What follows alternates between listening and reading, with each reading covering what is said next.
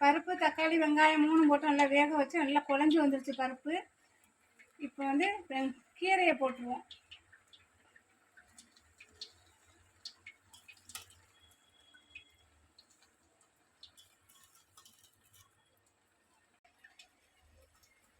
கீரை கொஞ்சம் நேரம் நல்லா வேகட்டும்.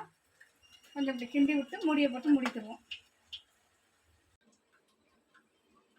கீரைக்கு தேவையான பொருள் தேங்காயும் 2 பச்சை காஞ்ச மிளகா இந்த சீரகம் 3 போட்டு இந்த மிக்ஸி சாரில் அடித்து அதையும் ஊற்றிக்கிடலாம். இப்போ கீரைக்கு தேவையான உப்பு போட்டுக்குவோம்.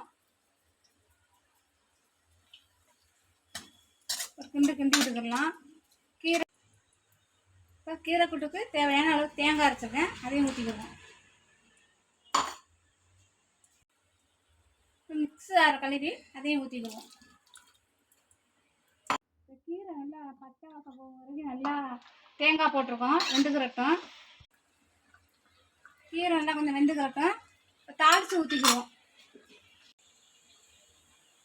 தாளிப்புக்கு தேவையான அளவு 2 ஸ்பூன் எண்ணெய் விட்டுக்குவோம்.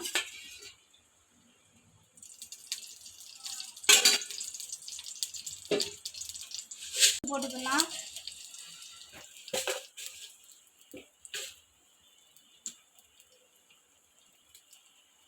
2 பட்டை மிளகா போட்டுக்குவோம்.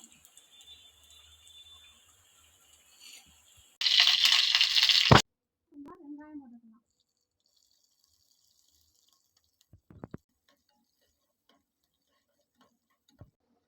இப்போ கீரையில் தாளிப்பு ஊற்றிக்குவோம்.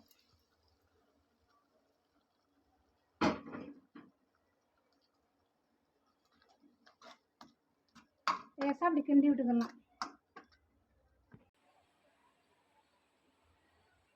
சுவையான சிறுகீரை கூட்டு ரெடி ஆயிடுச்சு. இதை நீங்களும் செஞ்சு பாருங்கள்.